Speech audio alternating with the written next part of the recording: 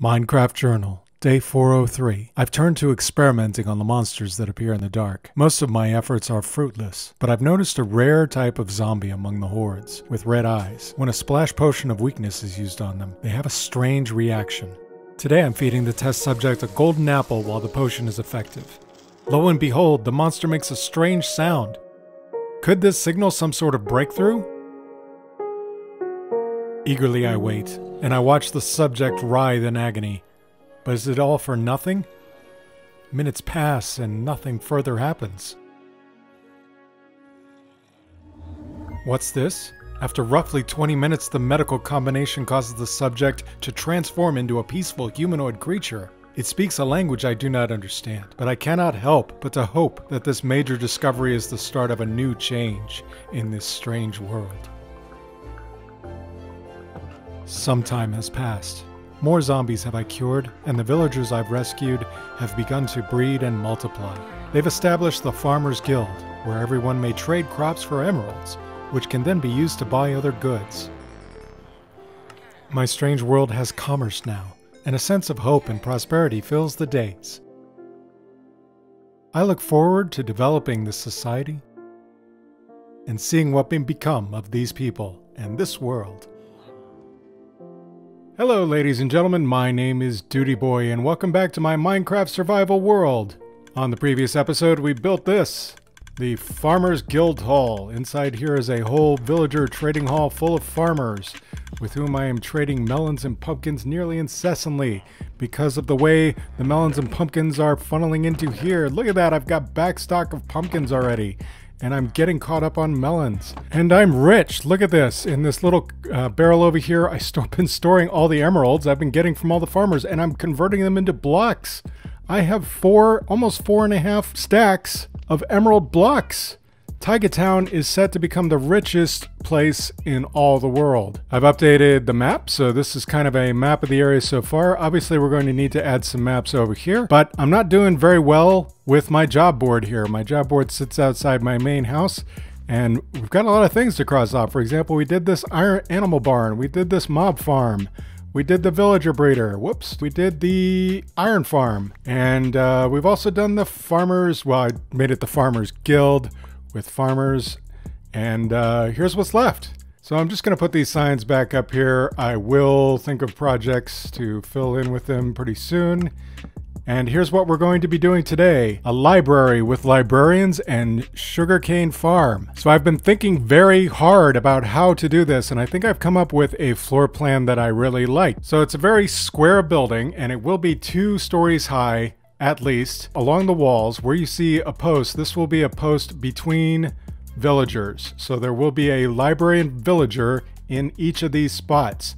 That means there will be 4 librarians along each of the walls, which means 12 librarians per level, and there'll be 2 levels. That's 24 librarians. I think that will be a good amount of librarians. I think that will give me most of the enchantments that I need. Now, these stripped spruce logs here are where we are going to need to place lecterns. And these stripped spruce logs in the middle are where we are going to put bookshelves. Up here in the front, we've got a couple of double large chests. Oh, I've just got a bunch of, so this is a bunch of building materials. I forgot to put this in here for the moment, but this is all the building materials I need to build a sugarcane farm, automatic sugarcane farm. We're going to build it down here in the ground below the library, and all of the proceeds are going to be pumped through a dropper column up into this chest. So I like this as far as being like a starter layout. I think that this will work out. So what I'm going to get started doing is I'm going to build the sugarcane farm under the ground. I'm going to do that off camera, and then I'm just going to come back when that's all complete. We'll see what I come up with. I'll show you in a minute. Okay guys, we have a big hole in the ground. So that's where the sugarcane farm is. I think we will use this chest for some other kind of storage, such as books or paper. And this one, of course, is where all the sugarcane will come up. So what I have here is a dropper column going up into the chest. This is powered by a series of observers behind it, and it is raised up one because there's going to actually be a step right here, and then the doorway will be right here. So you'll come through the door and the chest will be there. Pow. All right, so now down below the ground here is where the sugarcane farm is. I don't have the sugarcane planted in yet, but that's what I can start doing right now. So I've created a problem for myself. I actually need to run water behind both of these. So I will take out the blocks back here. All right, so that was just a quick fix, and we just need a bucket of water on each side so that each of these sand bars are hydrated, and then we can actually fill this back in. Okay, now we can plant our sugarcane on this level. Whenever it grows up to 3, such as there, see, all the pistons fire and all of the sugarcane gets knocked down. And you just heard it. It just went up the dropper column. All right, so it goes up the dropper column, and there it is. So there's going to be some loss. It's not exactly going to be a lossless farm. All right, and that's it. We've got our sugarcane farm going. Okay, with that done, I think I'm ready to get started on the build. All right, quick update, you guys. I've been getting villagers out of the villager breeder down below and bringing them into the library, and I've already got a whole bunch with a whole bunch of great book trades. First guy out of the box, Mending for 1 emerald. Also, Power 5 for 19. I mean, compared to 45, that's a great deal. Lure 2 and Infinity on this guy. This guy is giving me Efficiency 4 for 11. This one is giving me Unbreaking 3 for 1 emerald. I love having Unbreaking 3 available, and Looting 3 for 18. That is a great deal compared to 42. Here's Thorns 3 for 1 emerald. A great discount, especially down from 25. Sharpness 5 for 39. That is fantastic, and pretty soon I will have Sharpness 5 on my sword. In fact, all of my equipment is now mending equipment. I've got mending on all of it. Protection 4 in a lot of cases. I've pretty much just become invulnerable. And I've only got this many guys in here. So I've got 4 more chambers here. I still have the mechanism set up that auto unloads the villagers into their slots. So while I'm down in the villager breeder below, I should just be able to spit out a string of librarians without having to come back up here. And down here, I've got another couple guys in the chamber ready to go. I'm going to get this one ready for conversion. All right, so he is curing, and this guy, what trades is he offering? Feather Falling 2, not bad. Let's roll again, though. Depth Strider 3, that's awesome. So I've got books, and I'm going to buy a Depth Strider 3, and also some bookshelves, because it's always worth getting some extra books. And let's see what his other trades are. Okay, so he hasn't come up with another book yet, but Depth Strider 3, always great to have a pair on a pair of boots. And in fact, I need those on my boots. So you are approved to go up into the library. All right, now we'll send this guy along. We'll send this guy along. And we will start curing this guy soon. But first, let me put another villager into here. And I believe that this will be the last villager we need on the bottom level. And then we will add a second level. Welcome back, guys. It has been a couple days since my last recording, but I have finally done it. I have finally filled my library, the Guild of Knowledge, with 24 villagers. I have got all of the enchantments I could ever want, easily available at discount prices. I mean, check it out. So, like, I got so many good enchantments when I was doing the villagers on the bottom level that this top level actually became a little bit more sparse. But look, I managed to get Knockback 2, Punch 2, both for 1, Quick Charge 3 for 1, Multi-Shot. I've actually got a couple guys selling Multi-Shot. That's kind of a mistake. Fire Aspect 2, Sweeping Edge 3, Bane of the Arthropods 4 for 19, Projectile Protection 4 for 22, Sharpness 5 again, and Feather Falling 4 for just 9 emeralds. That's when I basically kind of just sort of gave up and just rolled these extra 2 for fun. And then I got Loyalty 3 for 1 and Smite 5 for 32. So I am very happy with how this turned out. And now it's just time to finish this build. So that guy I actually fired. He used to be in this spot, but I found this Fortune 3 guy, so I swapped out this Fortune 3 guy for the Efficiency 4 guy. And now he just kind of comes back into the library and hangs out with the other librarians, and it's kind of cool. I'm surprised you've survived this long, dude. Don't leave the door open, that's just rude. So the exterior of this build is starting to shape up. I've been mixing in some brick and some cracked brick. and some andesite along the base there.